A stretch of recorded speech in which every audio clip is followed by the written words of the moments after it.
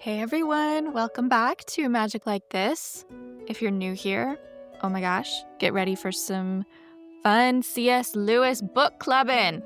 My name is Christina Wallace, I'm your host, and this is a C.S. Lewis book club podcast. And we've been in the Screwtape letters for the last 2 years.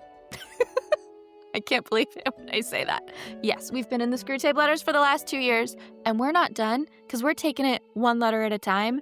And I've got a really fun guest for you for this episode. We are looking at letter number 21, which is all about this idea of our time not actually belonging to us. And the whole idea of our time being ours is kind of just like a facade. And that hits me in the feels. I'm not going to lie to you. It's real hard for me to swallow the message of letter 21. But it's a good letter. It's a humbling letter. And I got a friend of mine on this episode to share a bit more of her insight of this relationship that we have with our time and particularly our sense of ownership over our time. And the reason that I got this friend on, her name's Paula, and she's a bit of backstory real quick. Hang on. I'll tell you why I brought her on, but first you need to know the context here. Paula is a dear friend. Back when my husband and I were attending a church in the northwest of the UK, we created, no, how do I put this properly? We didn't create it. We sort of fell into this wonderful friendship group that was fostered through some particular friends of ours just inviting everyone over for dinner all the time. And so a ton of us would just pop up for dinner all the time through the years, sometimes after church, sometimes midweek. And this big, vibrant group of friends just started to slowly just come into existence. It wasn't cliquish at all. You know, people were kind of like, we were just adding to our number daily. I know that's like quoting from the book of Acts, but genuinely, like, we were just getting together and enjoying each other's company and having meals together. And like, everyone was welcome. And as friends got into relationships, like their significant others came into the fold. And it was just a really beautiful, vibrant, like ginormous friendship group of people who loved each other. And then, we were all in our sort of mid to late 20s then. And then that friendship group, the dynamic had to shift as we entered into our 30s. And a lot of us had to move away from that city in the northwest of the UK. And now we're all kind of scattered throughout the country, which is really sad. And we still have a WhatsApp group and we really miss each other. And we try to get together at least once a year. But that friendship group is still strong in that, like, we're family and we love each other. And Paula is one of my friends from this particular friendship group. And you might hear it in the episode, but we have this little joke, our group. I don't even know how it happened, but Paula's Brazilian. And for whatever reason, our group likes to pronounce her name with almost like a really bad Italian accent. I don't know why, but it's like our sign of affection. And when we talk to her, we're like, Paula. And I'm so sorry if there's any Italians listening. I don't mean to offend them anyway. This is just like one of our little inside joke things as a friendship group. And it's lovely. And Paula is very dear to my heart. She actually gave the sermon at my husband and I's wedding. And it's kind of weird, we had 2 weddings. So we had, and you'll actually hear me share more about this in this episode, but we had a wedding during COVID because we got married during the height of COVID when no one could come. And that was a real heartbreak for us for a lot of reasons. And then we had what I call our redemption wedding 3 years later. And at our redemption wedding, a ton of our friends from this friendship group came together to actually make it possible for us to have this kind of vow renewal celebration that we didn't get to have when we got married. And I actually write about that story on my Substack buddy, Griffin Gooch. He has a Substack called The Remarkable Ordinary that's all about amazing stories of when the church actually shows up and does a really great job being the body of Christ. And I actually write about how our friends came together to help us have our wedding. So I'm going to actually, just I'll put that in the show notes for you to read if you want to know a little bit more about. It was a beautiful story. And Paula was a part of that story.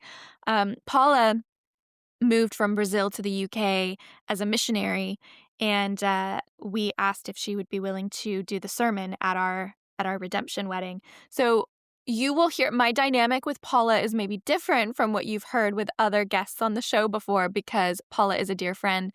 But that brings me back to why I wanted her on for this particular episode, why I thought she would be a good fit to talk about this idea of our time not being our own. Paula, she's a brand new mom, and her gorgeous baby girl is not even a year old yet, and it's her first little one. And she is having to have a very different relationship with her sense of ownership over her time than she's ever had to before. Although saying that, you'll hear in this conversation actually her relationship with time and her sense of ownership over her time and we extend beyond time to just like our sense of ownership over our life and our circumstances goes a lot further back than just her becoming a new mom. And the story she shares is just really beautiful, and I think it's really going to bless you. And it really, I mean, we obviously talk about Screwtape because that's what we do here. Um, but it brings this particular letter of Screwtape into real life, which is what I'm always trying to do with this podcast. I'm trying to show how the principles that we're learning from Lewis via Screwtape are like these are real things that we deal with, and this is how we combat them in a spirit-filled way that actually brings us into deeper joy and deeper freedom. And Paula's just got an amazing story to share about that. A little bit of a warning in this episode.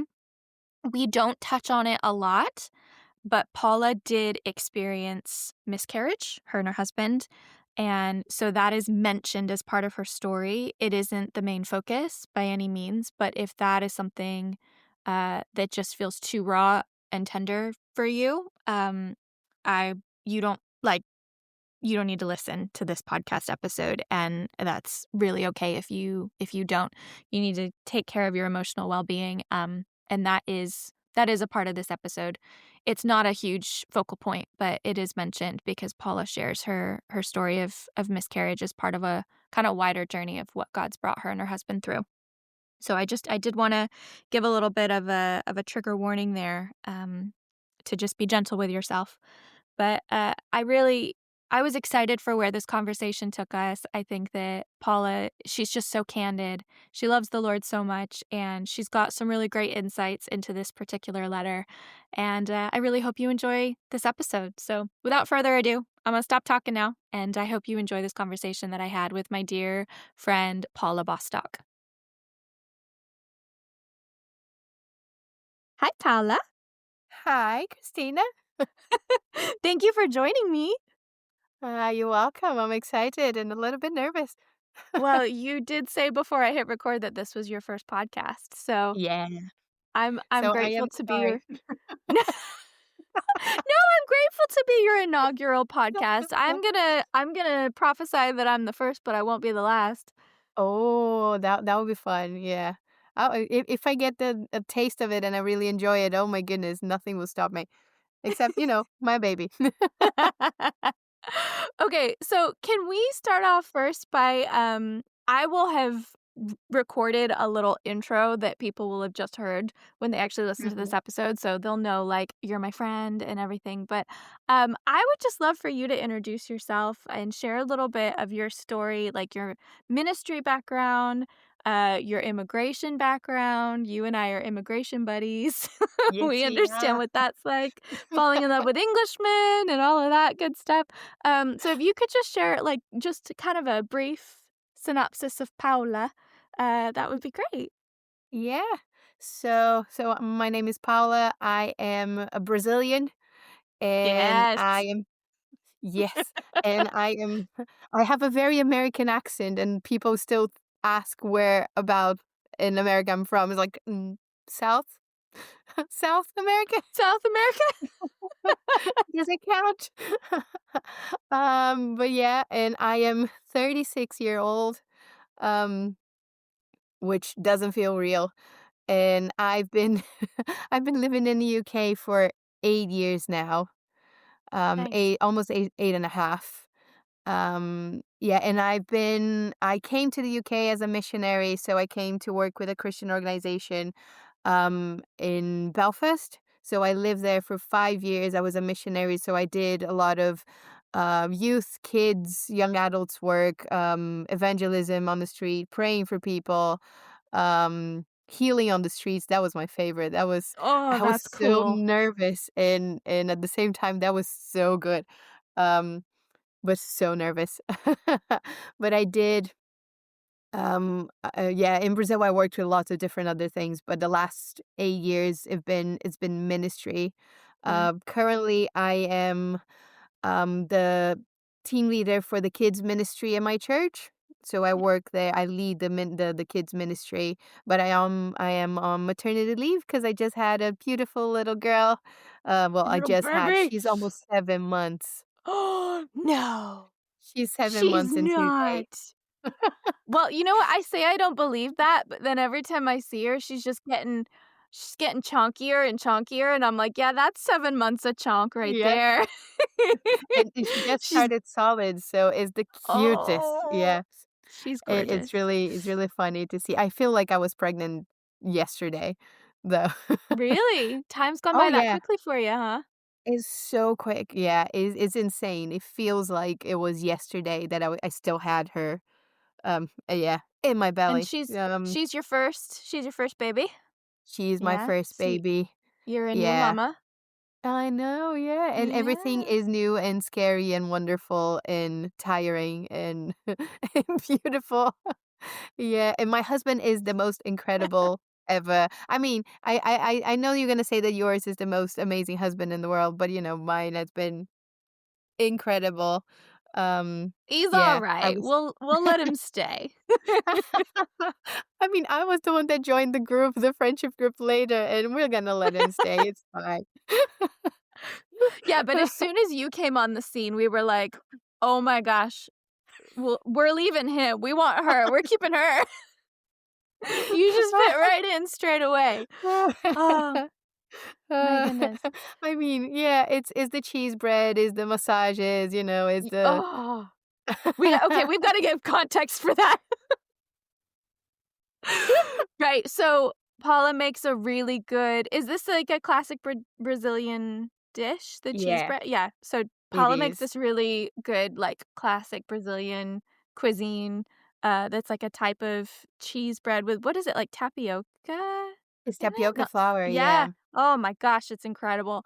And then also when you're sat watching TV, she'll, like, rub your shoulders for you, and your eyes will roll into the back of your head because you think like, you've seen God when Paula gives you, like, a neck massage.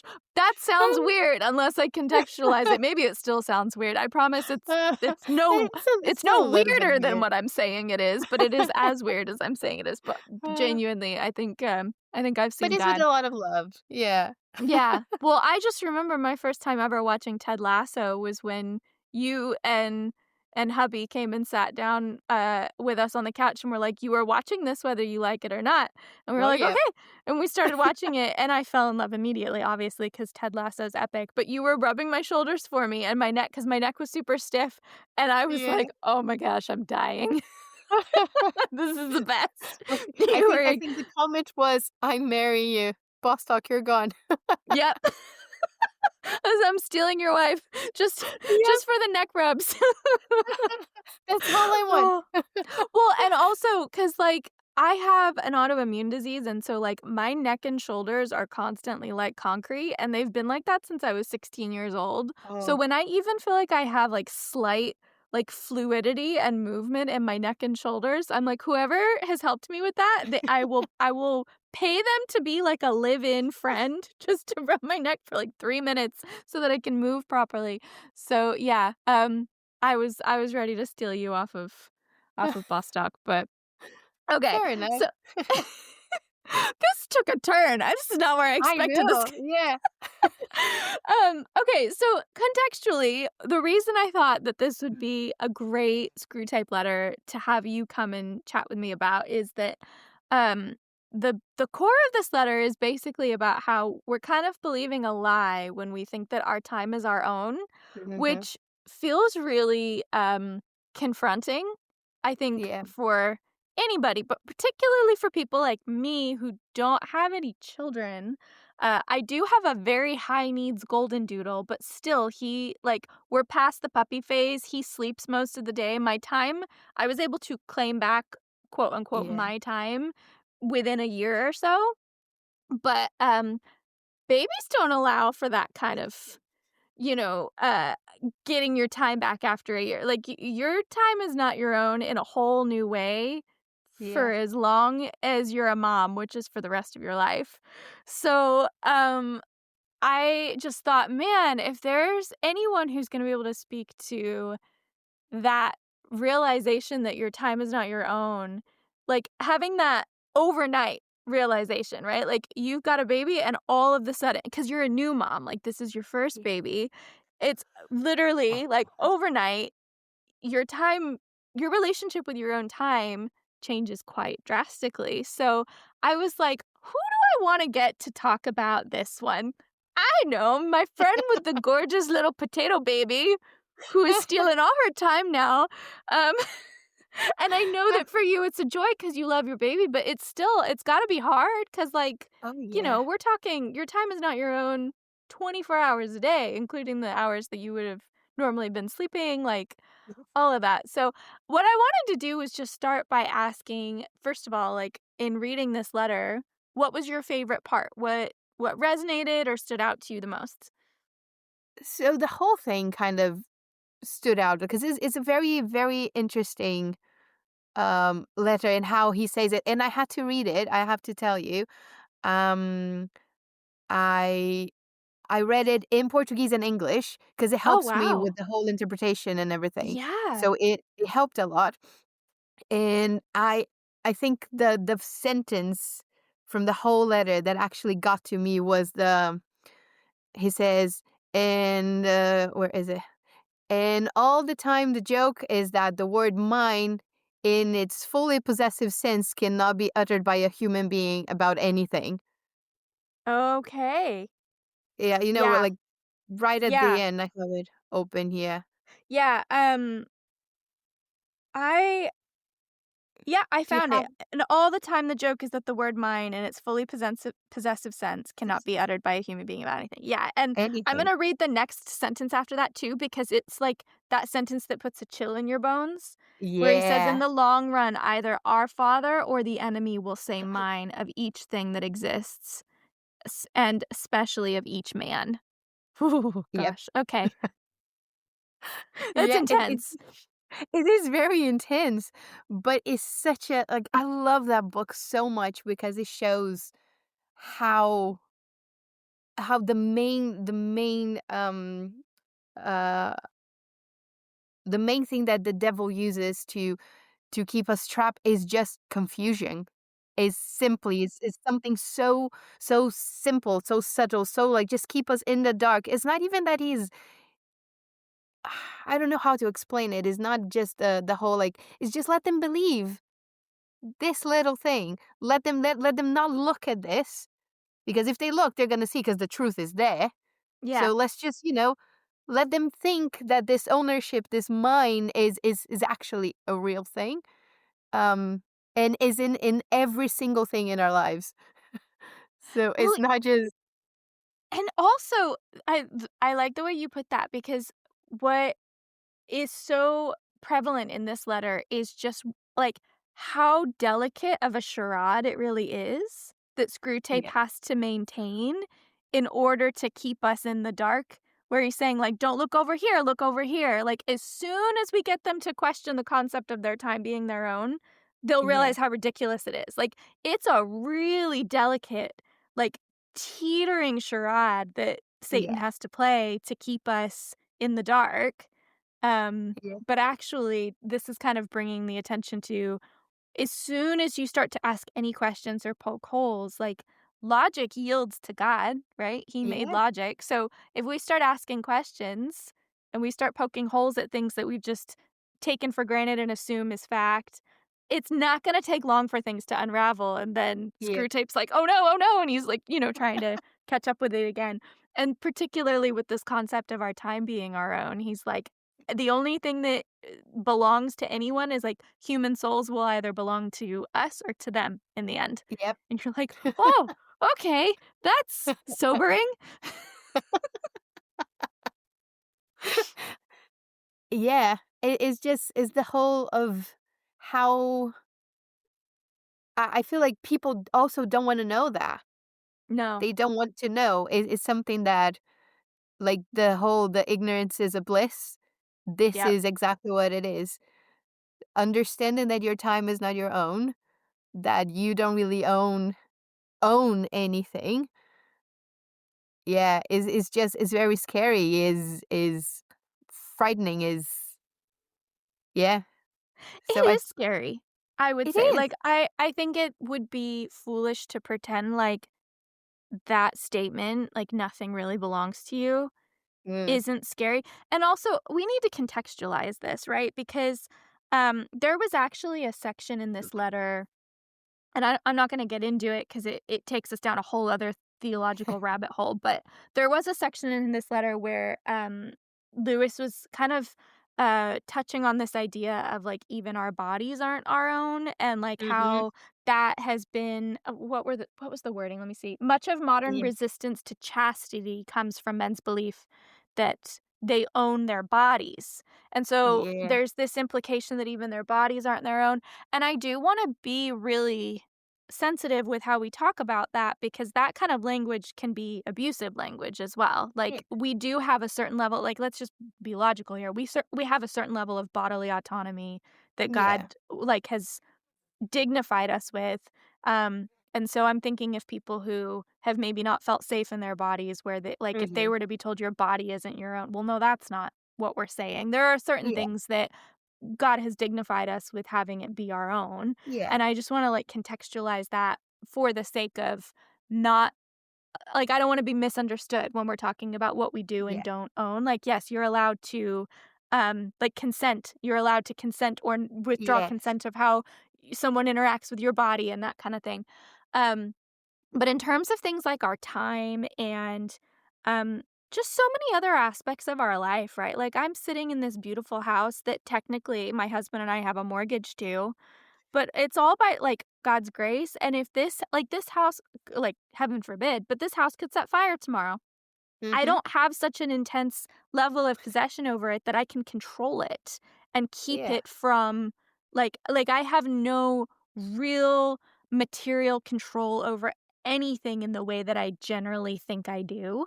yeah, And I think that is the context that Screwtape and Lewis really is trying to get at is, like, yeah, we think that things are our own in the to the extent that we have full control over them, and that is not yeah, the case with our time. And actually, there's a whole other level to this, Paula, that's just coming to me now as I'm, mm, like, talking. Your time is not your own, but also you don't own your child. Like, you are raising this child that you love that all you wanna do is be able to control in the sense of protecting them and keeping them yep, safe, but, like, your baby girl's gonna grow up and make decisions, and she'll have her heart broken at some point and all those things that you can't so, like, there's actually multiple layers to you having to yeah. relinquish control of things that you would rather be in control of in this season. And it's just really funny 'cause is it is all about control. So this is the fear that we have is about we're not in control of anything. We're not that is the fear where it comes from. But even the like we were talking about like my daughter how it's not even it's funny like saying like we relinquish we give the control. No, we're just we're giving the we're letting go of the imagination that we actually have control, the whole Yeah. understanding, like, "Oh, no," because we don't. It's not even like I'm holding so tight to something that I don't necessarily have. I'm trying to control it, but it's just a theory. It's just a it's not real, Yeah, it So feels like you're a holding on to charade. something. Yeah, you're holding on to something. So, for example, with her, and I have to do this. I had to do this throughout the whole pregnancy because the whole pregnancy was a bit stressful. I had lots of little issues. Like and I'm okay to say this, but like before that we had the miscarriage. So it Yeah. was very stressful. It was very but that throughout the whole pregnancy and up until this point, every day I have to pray and give her back to God Yeah. and give her back the control. Like, is she breathing? Is she doing it? I have to let go and do my best and pray and bless her and raise her the best way that I can. But I have absolutely no control of what's going to happen the next second and the next Yeah. and just trying to still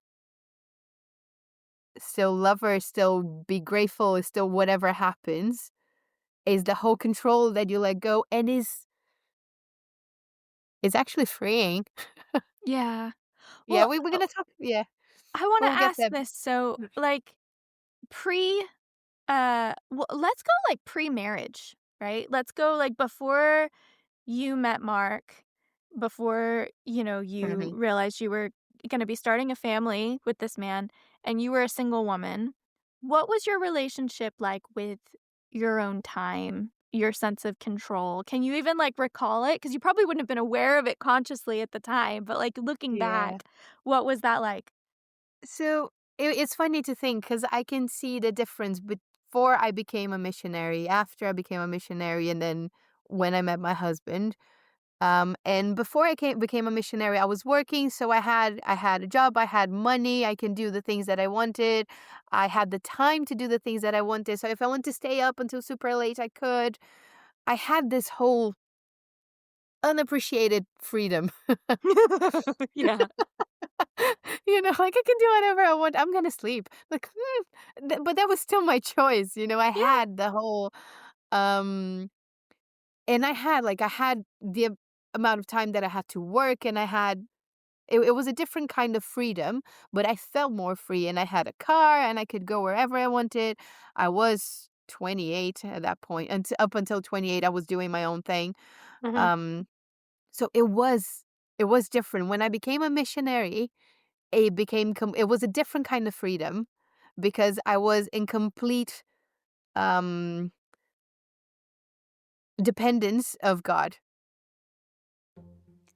If you have ever wondered about the difference between a colon and a semicolon, or an M dash and an N dash, or if you're actually thinking, I didn't even know there were two different types of dashes, and you feel quietly insecure about your writing because you don't know about those different types of punctuation things, then I have got you covered because you are never going to meet someone who is more nerdy about punctuation than I am, but who actually likes to teach it in a way that A, doesn't make you feel embarrassed for not already knowing it, and B, actually makes it interesting. I have had people tell me that the secret sauce to teaching something boring like punctuation is enthusiasm, and that I have that in spades because I am so passionate about punctuation and how it teaches us about creativity and writing and acts of service and all of these things. And I wrapped all of those little lessons up for you in a free email course called Swordsmanship, where you will get 21 days of short, bite-sized lessons about all of the major punctuation marks in your toolkit and how they function. When I say bite-sized, I literally mean no more than 5 minutes per day for 21 days. And there's even audio recordings of each lesson in case you learn better by listening rather than by reading. So if you want to level up your writing game and feel more confident in how you use punctuation marks, and if you want to learn about punctuation marks in a way that is easy, accessible, fun, and doesn't make you feel bad about not already knowing it, head on over to ChristinaLynn-Wallace.com/swordsmanship to sign up for free for my 21-day punctuation mark email course. So Yeah. I left my job, I left everything behind, so I had no money, I had no so I had to find different kinds of freedom. So my freedom was to say yes to whatever God wanted me to do, wherever I was going. So if God told me, "Go that place now," I could just drop everything and go because I didn't Uh-huh. have anything, anyone to hold me back. Yeah. So I did that a lot. I remember one of my Christmases in Northern Ireland. I didn't have a family here. I had no one. So I found really cheap flights to Amsterdam and cheap flights, cheap accommodation. And I just went for 5 days on my own to Amsterdam. I did that too. This is going to sound so glamorous to listeners in the States who haven't done a lot of traveling because that's just not as easy to facilitate when you're in a Yeah. country as big as the US. But I do encourage you, if you can, get your passport, be impulsive, go travel Oh, if you've yes. got the resources to do it. I did this once.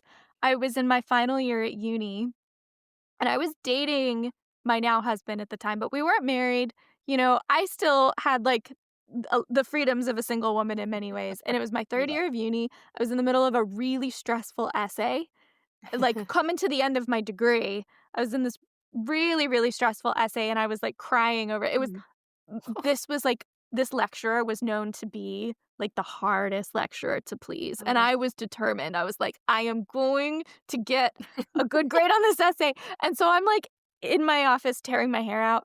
Um, and my husband, who was my boyfriend at the time, was sitting downstairs watching TV. And I just was like, I'm going to Munich.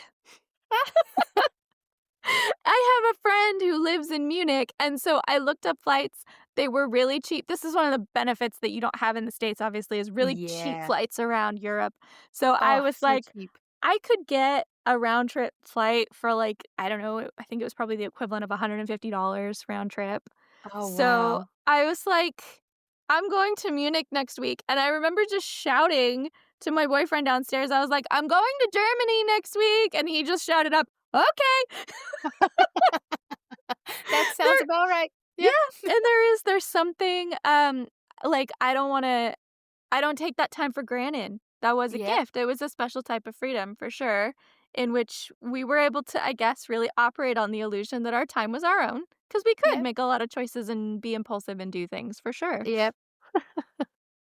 And it is good when you have that, and it's good when you realize you have that, but you don't realize that until you move to the next phase. Yeah. And this for me, so me and Mark, we met online.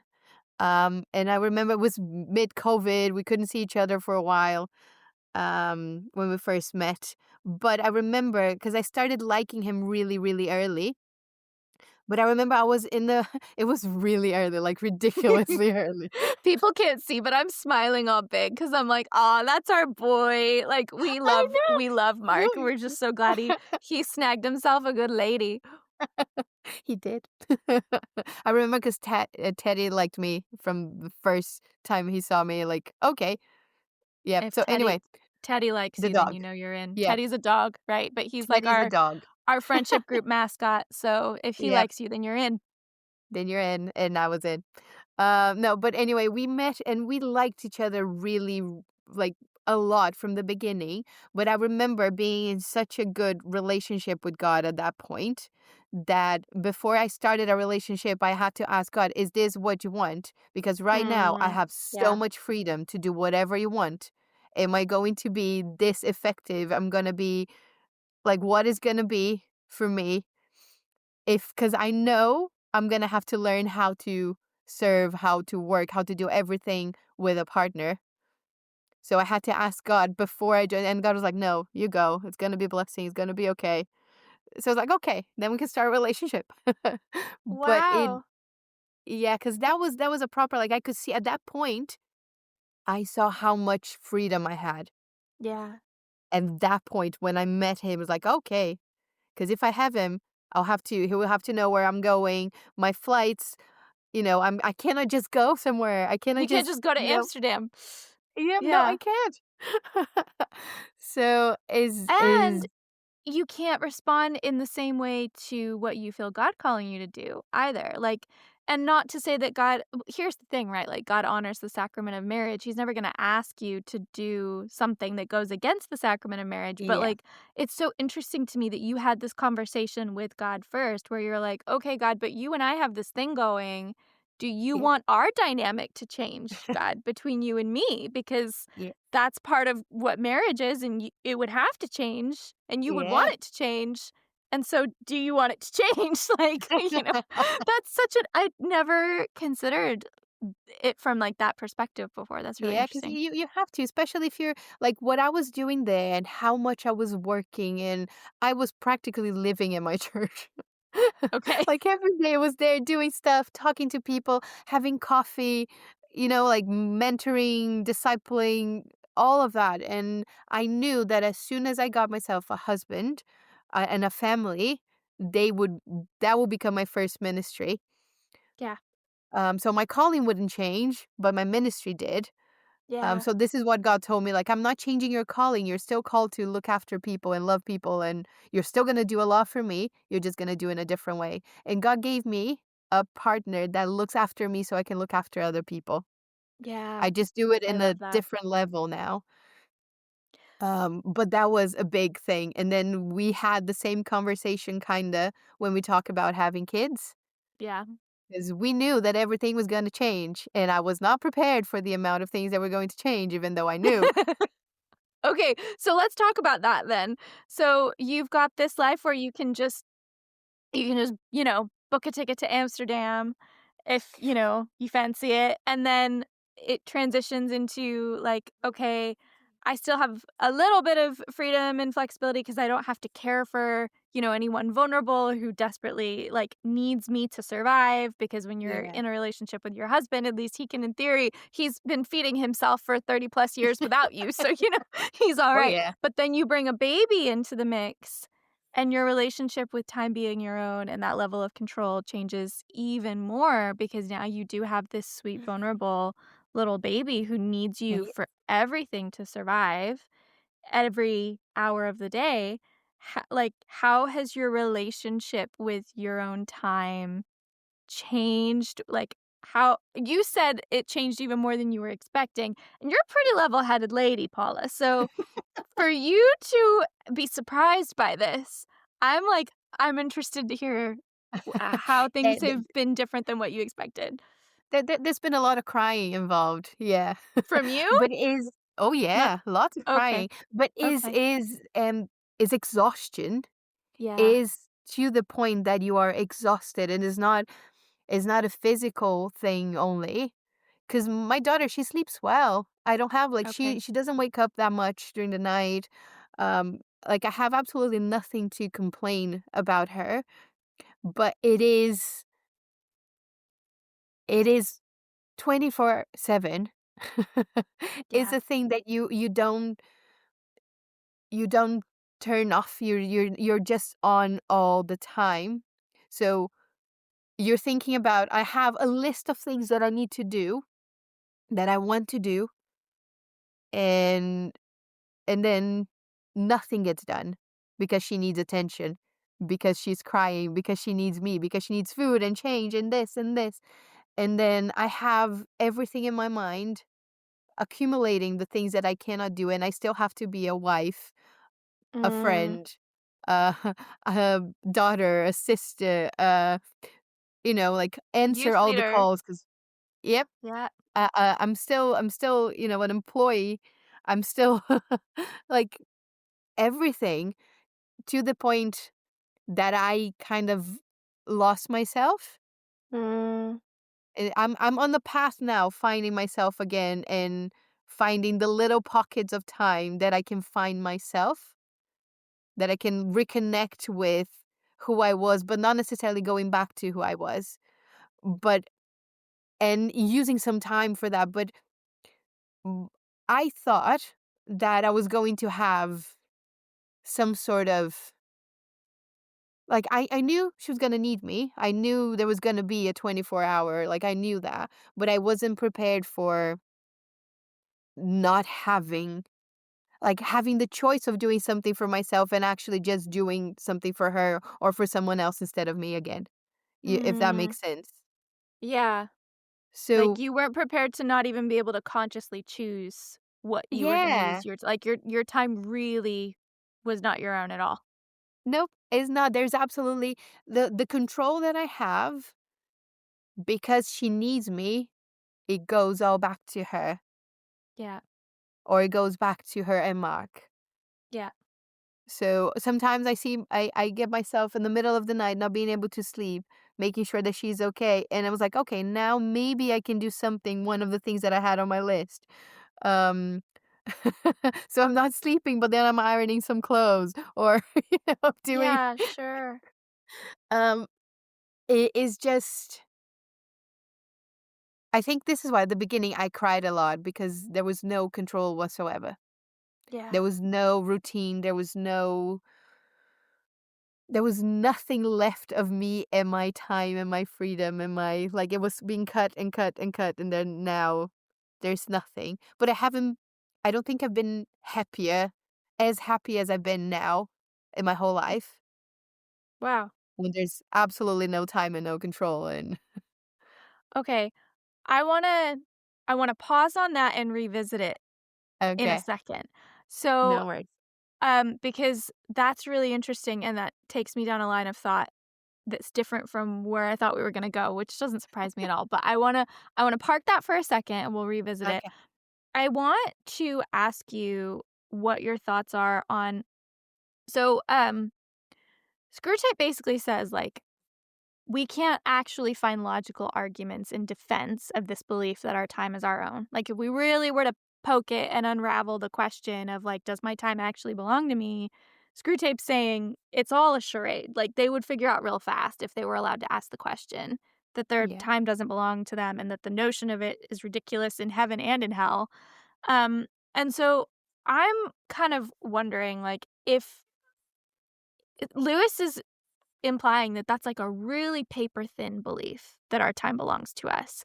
And if it's such a paper thin belief, why do you think we hold on to it so tightly? Why do you think I can bring it back to what you said? Like, why do you think you felt like you lost who you were as a person when the reality that we're saying has always been the case of our time not being our own suddenly just like falls on you like an anvil. But if this was always the case, like why do we think it's so hard? Cuz I can't like that's the thing I am the most nervous about if God blesses us with a child at some point as well is not knowing Mhm. how to navigate not having any of my own time anymore. But if it's all a charade, if my time doesn't belong to me even now, like why do you think we like white knuckle it and hold on to it so hard? I think it is the main thing is control is Yeah. the thing that we think we can control like we are talking about how we control our bodies, how we control our like even though we were talking about like it's not the body's like the body is your own, yeah, but like is the control of it. We if you cannot control your own time, you feel like you have nothing. And the Mm, feeling of having absolutely nothing is is something so empty, so it's a desperation. I remember, and this is gonna be funny. So in my first year in the UK, I um I remember going. So we had a 24/7 prayer thing, mhm, um, and we were booking slots to go and pray. And I booked like 1 in the morning. I had a car to go to church. I booked. I was in Northern Ireland. It was so cold. It was January. And I remember sitting there and having a conversation with God and crying for a whole hour because I was 28 years old and I didn't have a car, a house, a husband, money. I had nothing. I felt that I had absolutely nothing. And I just felt so sad, it was despair that I was feeling like, "God, I have absolutely nothing. You gave me nothing. I have nowhere to go from here. If I go back to Brazil, I have nothing to go back to. If I'm staying here, I still have nothing." I didn't have a ticket to go back home at that point, and I had to go back every year, and God responds after allowing me to cry. He was like, "If I had given you all of those things up until now, you wouldn't say yes to what I have for you next." hmm, And it was the whole realization of like, okay, it's okay if I don't have anything, if I feel I don't have things because God has everything. God has mhm, every single thing that I need, that I want, that is that so I letting go of the control, letting go of the whole sadness of not having anything, of not controlling anything, made my life I stopped planning my years after that conversation with God because I had like plans. This is what I'm going to do next. This is what I'm going to do. And then after that conversation, every time people ask me, it was like, I have maybe for 6 months. I know what God wants me to do. After this, I'm not controlling. I am praying. I'm happy. I'm excited. But letting go of the control, even with that. Mm.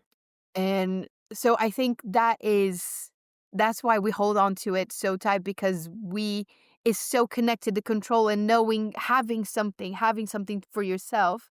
It's so linked to your identity of who you are, of like what you have, that when you lose that, when you lose the impression of control, you lose a bit of your identity as well. So you Yeah. have that, so you don't want to. I don't know if that makes Well, sense. no, it does, and it's like you're kind of emptying yourself out to be filled again. Yeah. So, and I'm just thinking about like, okay, I touched on one side of like bodily autonomy. Like I can, I can Yeah. confidently say we are in control of our bodies to a certain extent, and then on the other side of it, sometimes we get sick in horrific ways, and we can't control Mhm. that. Some things we Exactly. can, right? Like we can take care of our bodies. There's this like tight balance that like Yeah. Dusty. Everyone Yeah. who listens to any of my content knows Dusty. You've We met love Dusty. biscuit. For anyone who's brand new listening, Dusty's my best friend. She features on the podcast sometimes. We do our own podcast together. She runs an amazing business for Christian business owners, and her tagline is intentionality and surrender. Mm. So she is all about teaching what it looks like to be fully in surrender to God, but that not looking like just being lazy and doing nothing. Like we're still Yes. intentional, right? So we have control over our bodies in as much as like you have the right to not consent to certain things, like you're allowed to say no to things. You should be taking care of your body by, you know, putting nutritious food in your body and not putting bad things in your body.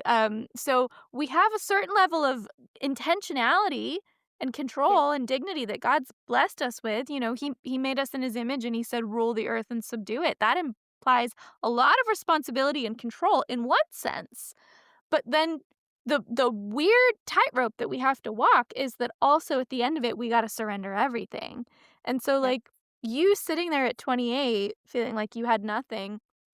Knowing you the way I do, Paula, I would be willing to bet money that that's not because you were just sitting on a couch eating bonbons all day and not doing anything that you had nothing. Like, you were very intentional with your life, and Yeah. yet that surrender piece was still hard because it's like you Yeah. were doing everything and you were working and you were showing up, and yet you didn't have the things that you wanted out of life.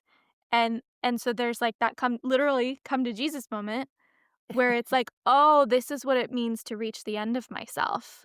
Yep. And then once I've reached the end of myself, what choice do I have left but to acknowledge what's always been true, which is that after I'm intentional about everything, my only choice left is to surrender and be filled back up with what he's E got for me. exactly.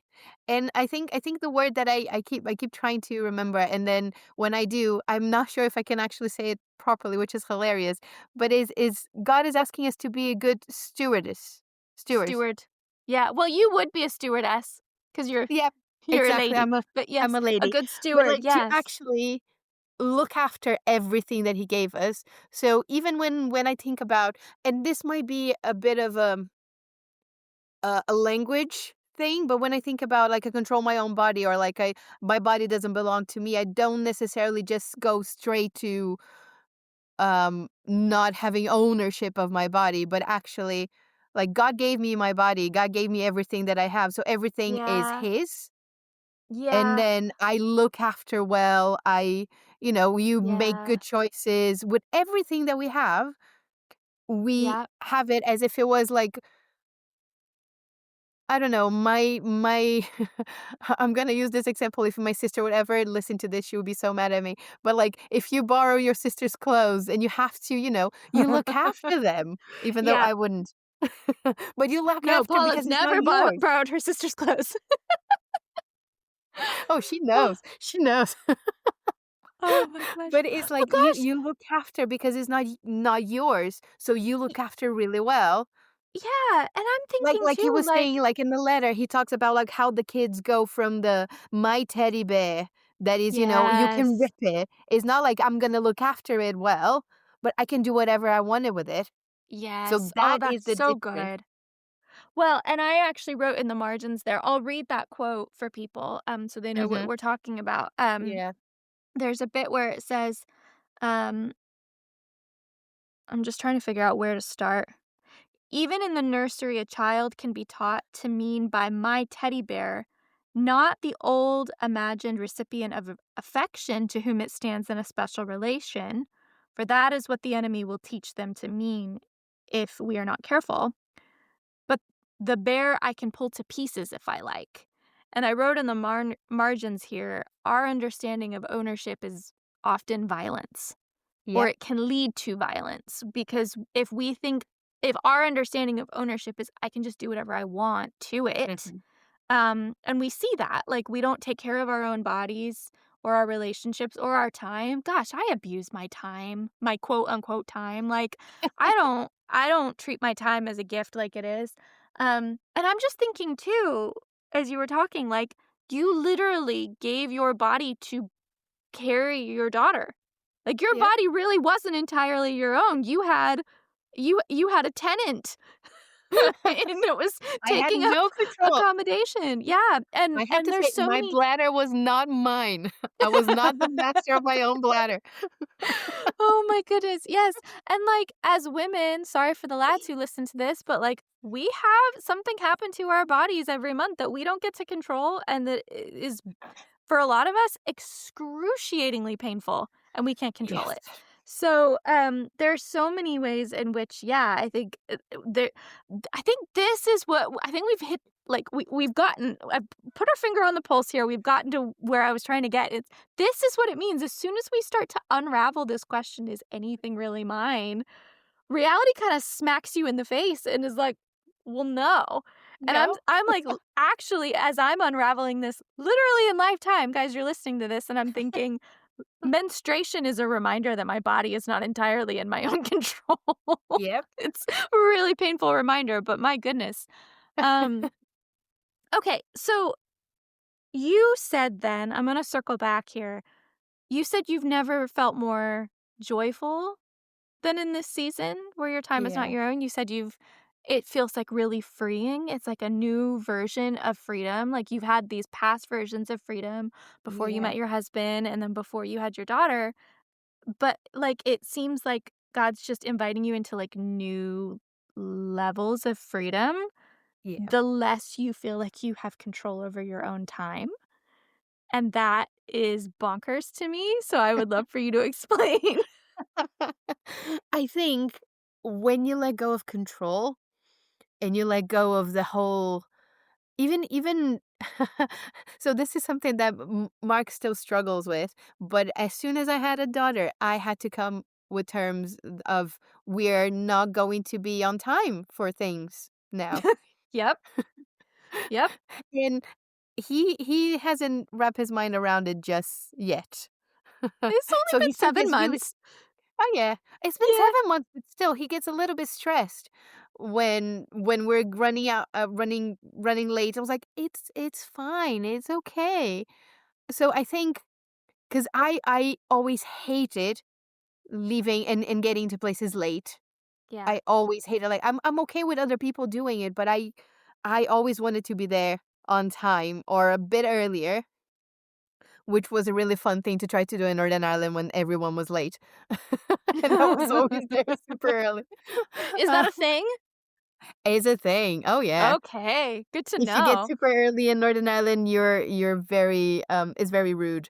You have to be it's on time, you're early. But anyway, Okay, got it. um, I digress. But it's something that I had to, um, start, how can I say this? Let me back the English again.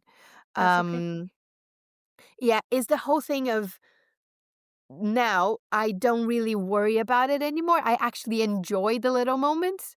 Mm, So the freedom is I don't have to be the places. I'm still gonna go. I'm still gonna do my best wherever we're going, how we're doing, whatever is happening here, but I'm enjoying the little moments that I have, the little, not even freedom, because the freedom is the freedom to be here with her, that she exists, that she is happy, that she is fed, that, that she looks at me and she smiles. She gives the biggest smile every time she sees me.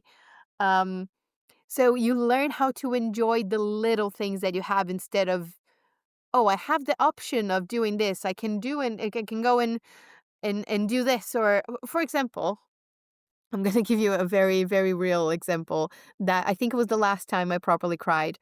Um, and I think it was the less bit of me, that the old me that kind of died, that people saw it before I did. So, Okay. we had a couple of friends that they got married at the beginning of the month. We love them. They're incredible. And I wasn't invited for the hen do.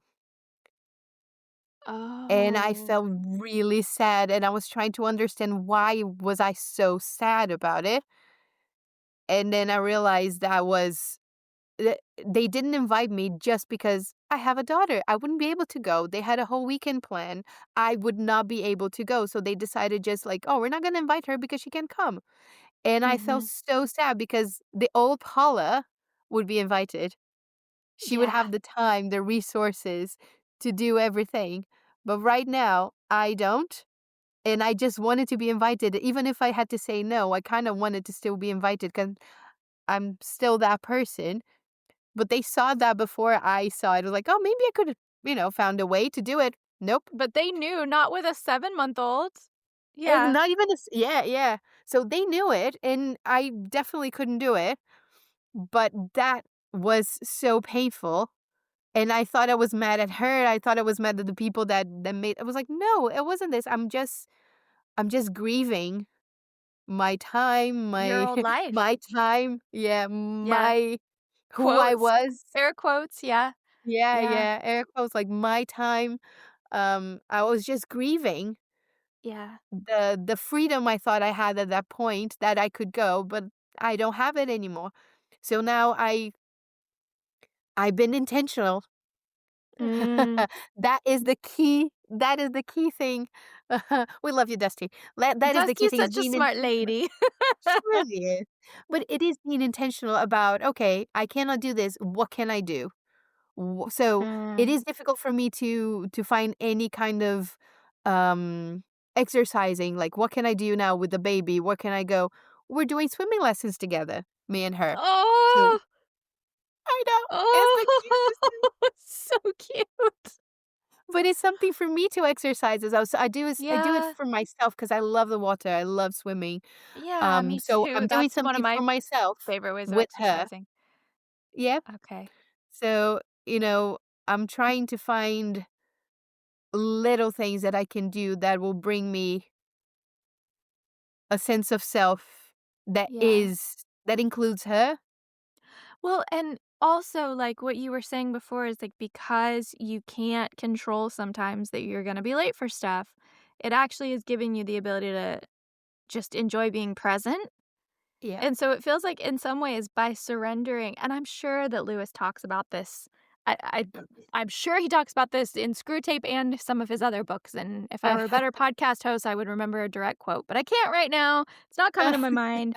But the general idea that, like, the more we surrender, the more we get back. Like, we get Yeah. back more than we give, right? So you've had to surrender this time.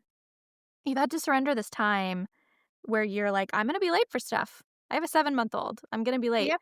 But then actually you're more present and enjoying every little second. Yeah, So, like and we celebrate more. yeah, You so, like, celebrate the little wins. you're surrendering your time in one sense, you're, like, releasing control, but you're actually getting a richer second-by-second life. Yeah.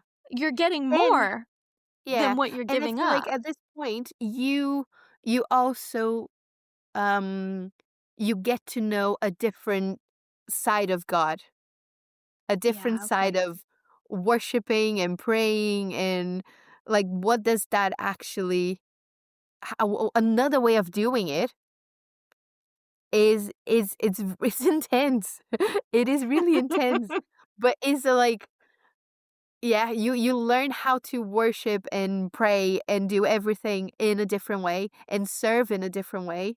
And you see God's face, God's personality, God's, like you discover a different side of God that you didn't know before.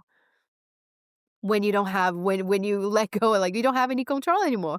So it's a difference. I'm like, okay, I didn't have it. You cut a little bit more and then a little bit more and then a little bit more.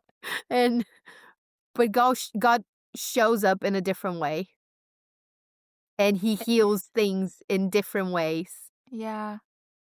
It's interesting because it just reminds me of, like, what you said when you said you were crying at 28. You're like, "I don't have a car, I don't have a house, I don't have a husband, I got none of the things." I don't have any Oh, it just job. reminds me there was, like, a meme or something, like, 10 years back. I can't remember where it was from, but it was like, "I ain't got no job, I ain't got no money." Like, can you Yeah. remember? Oh, I can't even remember what it's from, and I probably just Uh, butchered it, but, like, you're sitting there having this, like, kinda heart to heart with God, yeah. and he's like, "If I gave you all those things, then I couldn't gift you with more.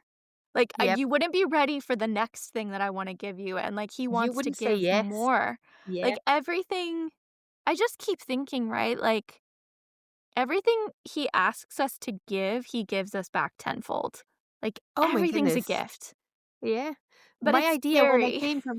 when I came from my first year, my idea was you're gonna come, you're gonna do this for a year, and we're gonna come back. You're gonna work at your church, you're gonna bring whatever you're doing his. That was like my very small little thought, you know? And then God just comes like, nope. If you're saying yes to what I have for you now, and here I am 8 years later, still doing this, still with so much more than I could ever dream of. Yeah.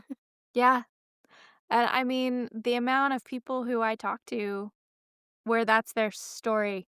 Like, they tried to plan things out for their life and control it, Oh and yeah. actually God had such bigger plans, different plans, but, like, Yeah. when we surrendered and just, like, followed where he led us, it led to places we could have never actually gotten to on our own Yeah. anyway.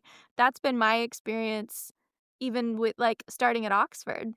I Oh wanted to go to yeah. Oxford when I was 16 years old, and I had to give that dream up for a lot of different reasons. Mhm. And then God brought it right back around in my 30s. And now I'm at this place where it's so interesting because during orientation week, there's like 60 new people who are all starting on different courses within this college at Oxford. Uh, And so I answered the same question 60 times. What's my name? Where am I from? What course am I studying? What are my plans? What do I yeah. plan on using my studies for? Like, what am I gonna do with this education that I'm getting? Mhm. And that was hard because I'm just like, I've stopped trying to know what's gonna happen. I can make plans, sure, Yep. but, like, all I know is that where God's led me up to at this point has led me here, and he wants me here now.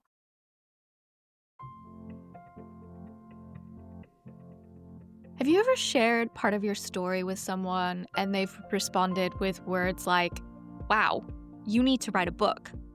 Or maybe you've had friends and family even who've known you a long time and they just casually remind you all the time, I can't wait for you to write a book about this, or one day when I read your book. And maybe you've rolled your eyes and thought, yeah, but deep inside, actually, you really love the idea of writing a book. And maybe it's even felt like something that God has called you to do, but you've put it off for a long, long time because you think, well, who would be interested in my story? Or the biggest one, the practical one being, where do I even start? Writing a book is no small feat, and it can be really overwhelming, especially if you haven't had any formal training in the writing industry. Well, my friend, this is where I come in, because I want to see a world where the publishing industry is so flooded with stories of what God has done in people's lives that it can't help but change the publishing industry fundamentally, and as a result, culture. Because the world needs our stories. Let me tell you this, my friend. Asking the question, who would want to read my story, you're starting with the wrong question. It's not about you as much as it is. It's about what God has done in your life, and His will be done through our faithful obedience in spite of ourselves. Because when our story declares the glory of God, that is where its power lives. It's in God's glory and in His will. And so if you truly have felt like God has been calling you to share your story with the world through the medium of book writing, I want to help you, because you don't have to have all of the formal training in creative writing. I do have formal training in creative writing. I have a master's degree and a bachelor's degree in English literature and creative writing, and I taught academic writing at a university for 4 years before going on to work as a copywriter for a Christian nonprofit, and now I am back in academia doing a theology degree at Oxford University because I am so flippin' passionate about how our creative writing can reflect the glory of God, and that is why I made a course especially for you, my friend. Pick Up Your Sword is an online writing course that I designed specifically for Christians who have felt called by God to write a book, but they don't actually know where to start. Over 4 modules, we will brainstorm your ideas, we'll clarify the point or message of your book, we'll discover who your ideal readers are, as in, who is your story going to serve, which, by the way, really important question to ask and have an answer to before you start approaching literary agents or publishers. And then we'll work to develop a robust chapter-by-chapter outline that organizes your stories, your themes, and your ideas into a blueprint so that you can actually get started on your manuscript and stop dreaming about a someday world where maybe you'll write something. We're going to give you the tools to actually get writing. This is a masterclass in mapping out your book idea so that you can confidently approach a literary agent with clarity and purpose. And most importantly, so that you can write your manuscript with discernment, conviction, and obedience to God's purpose for this creative work in your life. Because let me tell you something, my friends, when we embody our creativity, we are living out parts of the image of God in us, and it is an act of worship and an act of evangelism, meaning that when you write, you connect deeply with God, but the product of your writing also helps others connect deeply with God. That is the beauty of creativity. Everything in this course is underpinned by prayer, inviting the Holy Spirit into the process. It's a creative, spirit-led meets practical, action-based course. And it comes with admission to my student group, Writers of the Round Table. How cute is that name? Where you get live support with me over Discord. So if you've been putting off writing your book, but you know that this project can't be ignored any longer, you know that God has a purpose for your story that is bigger than you, and you are ready to take action, I would love to come alongside you and help you turn your book from a vague idea to a holy pursuit. Admissions are now open for Pick Up Your Sword, and you can head over to christinalynwallace.com/course to enroll today. The link will be in the show notes, and I can't wait to see you in my next cohort.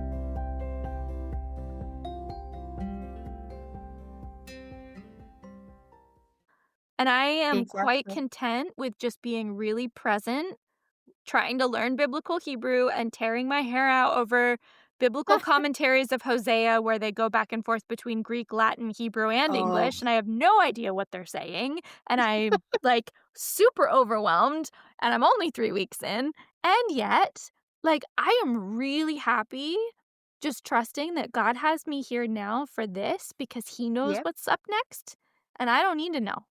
Like, I just need to do what's... And that's, like, I've said this in a few other areas online recently, but I'm coming to realize, like, when we say, give us this day our daily bread, it's because I don't actually think that we can handle knowing what tomorrow's bread requires. Do you know what I mean? Yeah. Like, we don't say, give us tomorrow's daily bread, because if we knew what tomorrow needed, what the daily bread would need to be in response to whatever our needs are the next day or next year, like, we would just get overwhelmed and we would freeze, I think. I would have freaked out if I'd have known what was ahead of me 10 years ago. If I'd have known the level of immigration struggle that was ahead of me before I moved to England, I wouldn't have done it. I wouldn't No. have done it because I certainly Uh, wouldn't have believed that God would provide for me in the way that he did every time almost every single one of my visa applications was jeopardized by some sort of administrative failure. If oh someone my had told me all gosh. these things, I would not have had the level of faith to trust that God would bring me through Yeah, those if things. someone had told you about COVID, Oh my gosh. I'll tell you one thing. If someone had told me about COVID, we would not you have wouldn't have set our paid all the wedding stuff. we would Yep. not have set our wedding to happen in 2020. But even that, man, right? Oh my gosh, you wanna talk about surrendering control? That was the Mm. hardest thing for me to surrender control. I had looked forward to my wedding day.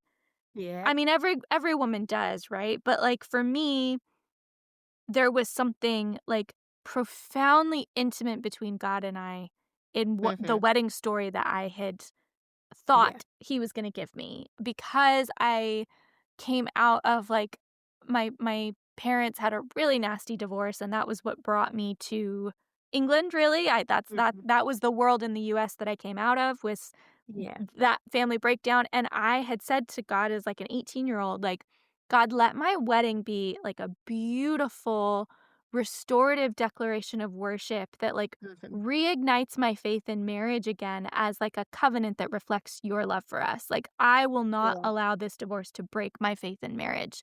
And like, had these pictures in my head my entire all of my 20s of this beautiful, joyful, like, jubilee, right? And Mhm. then my boyfriend and I got engaged in 2019, and we set our wedding date for September 2020, and bit by bit, month by month, lockdown by lockdown, protocol by protocol, I just watched everything I planned get stripped away in a Yeah. way that was so much more than just a party being canceled. It felt like Yeah. God was betraying me because everything I longed for good things, like my heart was like wanting to worship and declare God's Yeah. glory and share the gospel and enjoy like this beautiful happy day with my husband all got stripped away, and I had to relinquish control over everything to the point where at the very end, God spoke to me in a dream about where he wanted us to get married during COVID. He told me Oh. where I didn't get to decide. I had Not even 0 that. decisions. I was able to pick my wedding dress, that was about it. I was able to pick who I married. Well, even then, no, God was like, "You're gonna marry this man," Mhm. so I'm like, "Okay." Um, I'm not mad about it. I like him. But I honestly feel like the only thing I had control over during that time was I was able to pick my wedding dress. Yep. And everything else, it was by God's mercy that we were able to have a wedding day at all Mhm. in COVID, and then Yeah. 3 years later, he redeemed it, and we had the wedding that you spoke at and you did a sermon at. But that was such a that was a huge exercise in recognizing that, like, "Oh my gosh, nothing belongs to me." Like, my No. as a young woman, the one thing I thought that would be my own to plan down to the last detail was my wedding day. Nope, Nope. nope. Nope. Um, so I think it is just really sobering to whether, I feel like a new mom is a perfect example, like, your life circumstance is a perfect example of, like, Oh, yeah. "Hey, our time is not our own, and now you've got a baby who owns your time, this cute little squish who owns all of your time."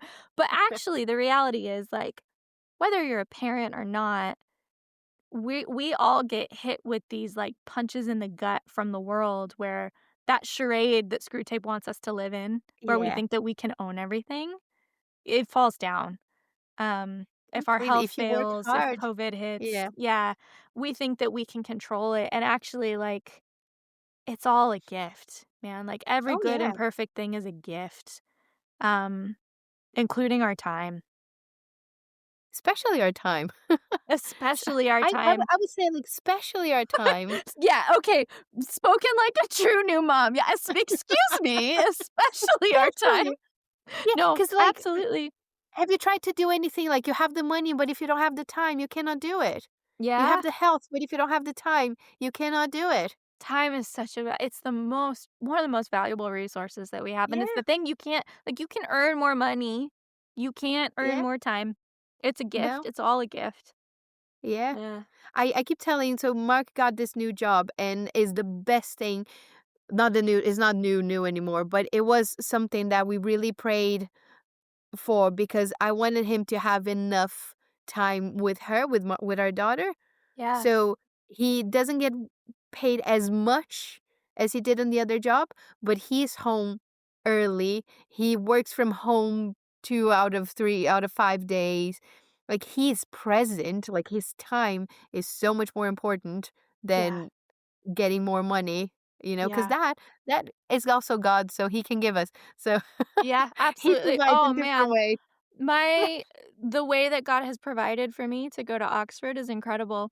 If I had gone to Oxford even a year and a half ago, because Mhm. I would not have been a British citizen yet, it would have cost me like $40,000.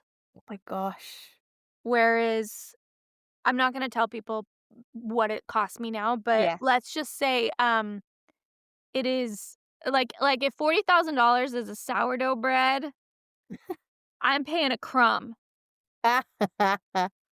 because of the timing and because of God's provision and just Yeah. the way that he lined things up. I wouldn't have been able to afford it even a year and a half ago, the way that God lined everything up and then provided for the last little Yep. bit. Um, even the crumb, like my daily bread, the thing I need is a crumb, and Yep. even the crumb he's giving me, like all of it. So, um, yeah, that financial provision is like everything. This is the thing, right? Like there are so many scriptures that just like utter the sobering words. Everything is yours, God. Mhm. Everything is yours. All dominion is belongs to you, Yeah. including our bodies and our souls and our hearts and our minds. This is the only thing that Screwtape gets right in this letter, right? Because Screwtape's a liar, but the one thing he gets Yep. right is like in the long run, it's Satan or God who have the right to say mine in the end. Yep. And even Satan's right to say mine is given to him by God, but like the point was taken. Like, Yeah. really, we're You just either one or the stewards. other, but it's not ours. You're right. Yeah. That word steward, we're just stewards. Um, Yeah. and it's all a That's gift. what it really is. Like one, I know that we're short on time, but like one example that I thought about, that we were talking about, our body is not our own, like how we control it. So I did I did a really we had a really good antenatal classes. So we did Mm, antenatal classes with a really nice group of people. And then we were talking about our birth plan. And that okay. is the funniest thing that one one needs to do when they're pregnant. Because Is you make need a to. birth Yep, because nothing goes according to plan. plan? Okay. Good to know. Nothing. You think you're controlling, like, yes, you have control of your body. So, for example, I chose to have a C-section, right? Mhm. I wanted to, it was elective.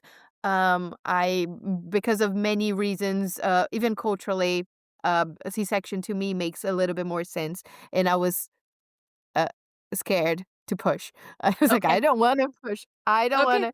Uh, yeah, and that was fine. Yeah. Um, yeah, but most of the other ladies that were in the group with us, they had like a really strong plan, like birth plan. This is what's gonna happen. We're gonna wait. We're gonna do this, and we're gonna push. And at least four of them ended up needing like a C-section, like emergency, or because things got out of control. Oh my Because goodness. they had absolutely no, like, and they were fine. The babies are adorable. They In the end, they And the all moms got are out. Even okay. even with me, my C-section was booked from one day. I started having contractions at the beginning of the week. So I could have gone the other way But you around. scheduled yours and you still had no control in some ways, Exactly. like She was yeah. supposed to be born on the 4th, and she was born a couple of days earlier. Oh my because gosh. because I had contractions, so I had absolutely no control over my body. Yeah. So even when you schedule, even when you think things go out of control, and it is only, and the understanding of like who is in control of it. If you know that you're not in control, but you know that God is in control, it's His. It gives you the freedom. It gives you the peace. It gives you then other people Mm. that don't. When you don't have God, Even like when my body betrayed me when I had the miscarriage. Yeah. That was a proper completely no control.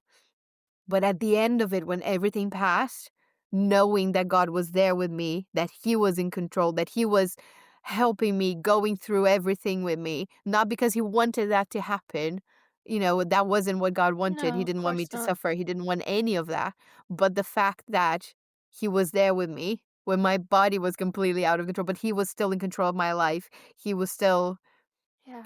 I think that gives the peace and the freedom that we don't have when you feel out of control, if that makes Yeah. sense? Yeah. Instead of just feeling completely out of control, you feel secure and Yeah, I don't because if know. everything hinges on us feeling like we're in control, if we ever lose our sense of control and we don't know who is in control, Yeah. that is where it's actually scary, Yep.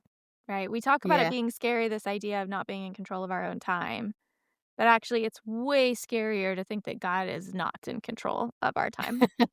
Exactly. Yeah. Then who is? Yeah, seriously. And then all of a sudden you're like, I actually hope it's not me. 'Cause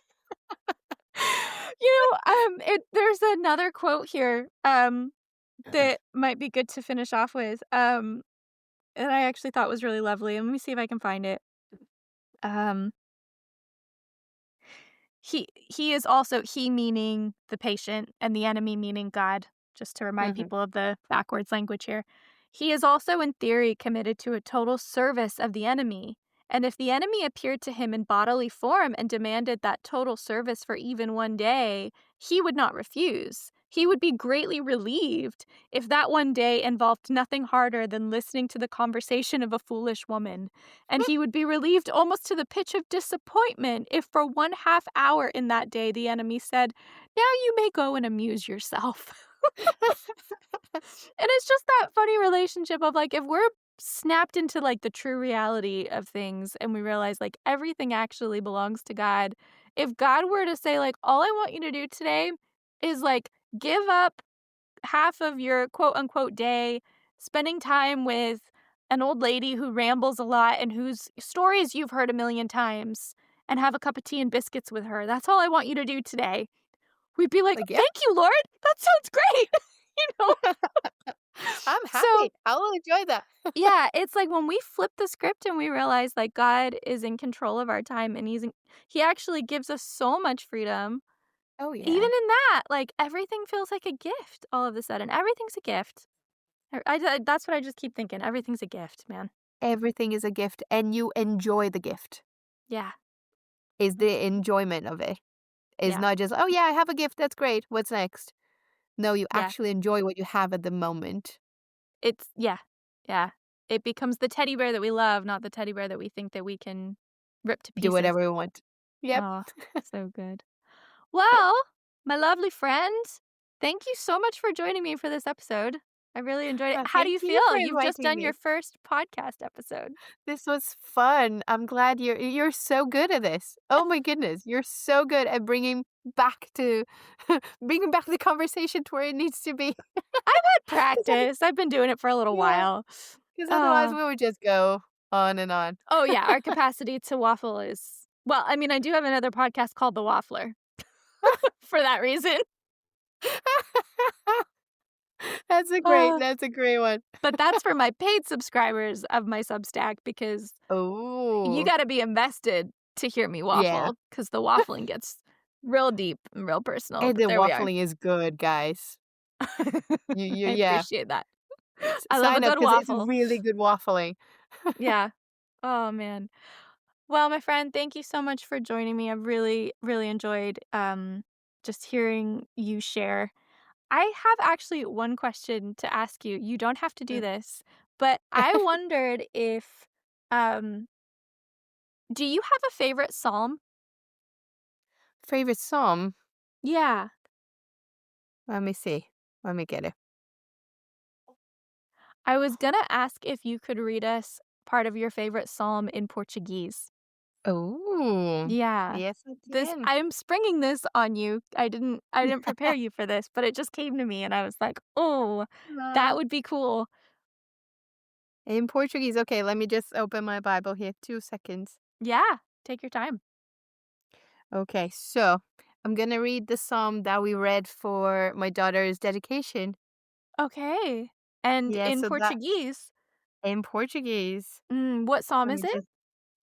So it's Psalm 128, Okay. because it was the psalm that God gave us for her, and her name is kind of there. It talks about olive trees, and Mm, um. So in Portuguese, it says, recompensa pela obediência a Deus. Feliz aquele que teme a Deus, o Senhor, e vive de acordo com a sua vontade. Se você for assim, ganhará o suficiente para viver, será feliz e tudo dará certo para você. Em casa, sua mulher será como uma parreira que dá muita uva, e em volta da mesa os seus filhos serão como oliveiras novas. Quem teme ao Senhor certamente será abençoado assim. Que do Monte Sião o Senhor o abençoe, que em todos os dias da sua vida você veja o progresso de Jerusalém, e que você viva para viver os seus netos.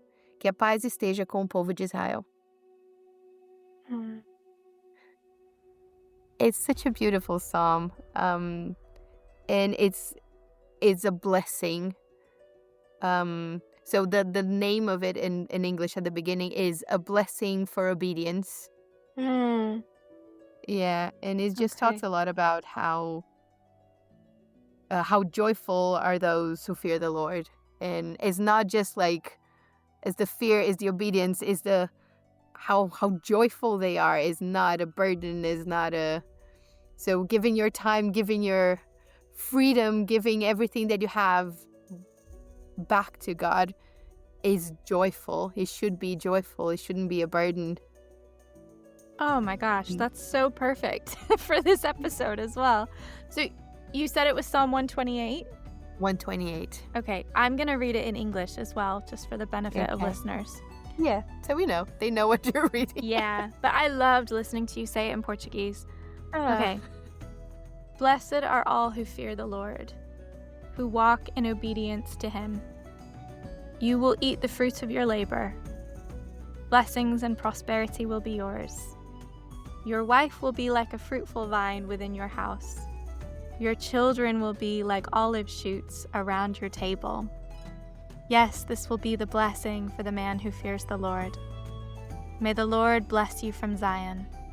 May you see the prosperity of Jerusalem all the days of your life. May you live to see your children's children. Peace be on Israel. Oh, that's beautiful. Yeah. I love, like, my version it says how joyful are those. So it talks more not just of like the prosperity, but the joyfulness, like the proper joy that comes. Joy, yeah. But yeah. Yeah. Amazing. Thank you, my friend. It's been so good chatting with you. Welcome.